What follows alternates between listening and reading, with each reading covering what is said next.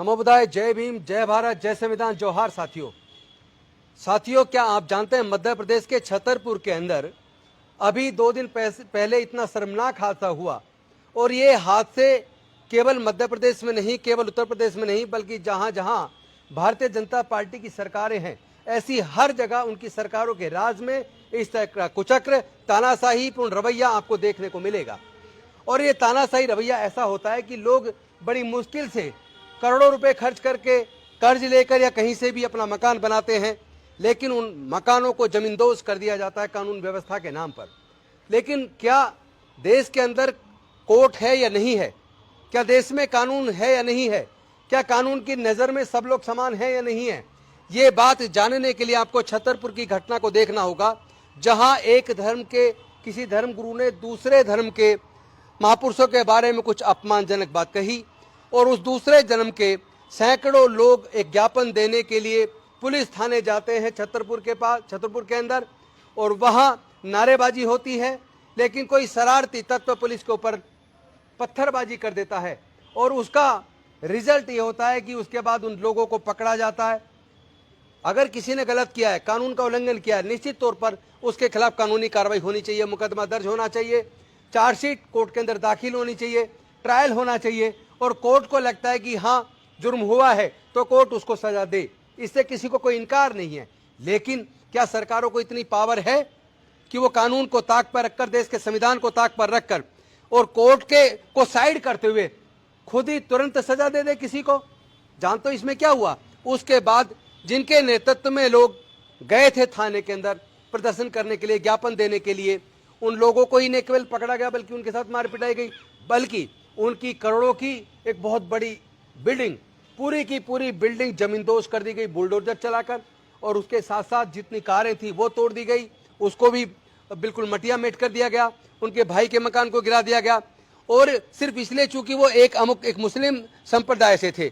लेकिन उसी तरह की घटना में भी 2 दिन पहले की वीडियो देख रहा था, मध्य प्रदेश के अंदर भारतीय जनता पार्टी के कार्यकर्ताओं ने एक प्रदर्शन किया, और प्रदर्शन में जब पुलिस ने उनको आगे जाने से रोका तो वहां भारतीय जनता पार्टी के लोगों ने पुलिस के ऊपर पथराव किया। तो मैं पूछना चाहता हूं मध्य प्रदेश की पुलिस से कि क्या उन जिन भाजपा के कार्यकर्ताओं ने पुलिस को पथराव किया, क्या उनके भी घरों के ऊपर आपने बुलडोजर चलाया? आप बताइए, क्या आपने मुकदमा दर्ज करके उनको गिरफ्तार किया?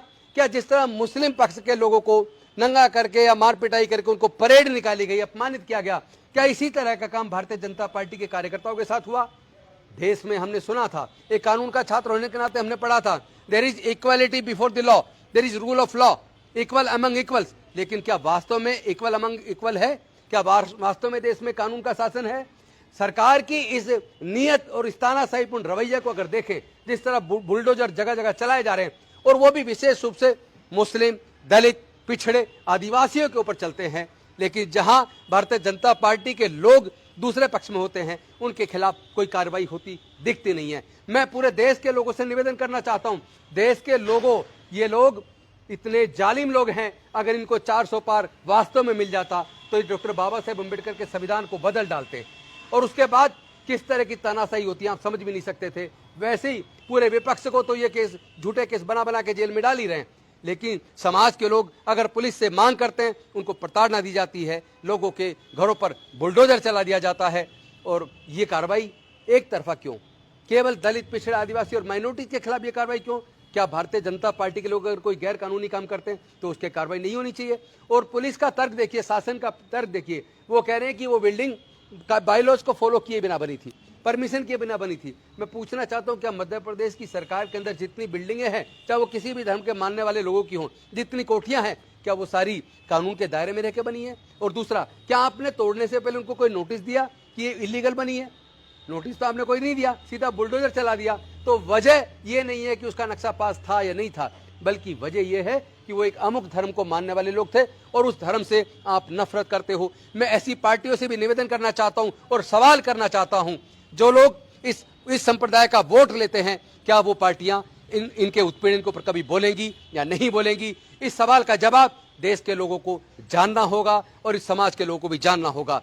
और अगर इसी तरह चलता रहा तो मैं समझता हूं न देश का संविधान बचेगा, और ना देश बचेगा, क्योंकि देश में जब नफरत फैलेगी, आपस में दंगे होंगे, देश टूट जाएगा। हमें सबको मिलके प्यार फैलाना है। नफरत से देश नहीं चलता, प्यार से देश चलता है। हम लोग मिलके पहले तो इस बात को स्वीकार करें कि जाति और धर्म को इंसान ने बनाया है। इंसानियत बड़ी चीज है। हम लोग अच्छे इंसान बने, देश के कानून को माने और मिलके भारत को मजबूत करें। बहुत बहुत धन्यवाद। जय हिंद, जय भीम, जय भारत, जय संविधान, जोहार।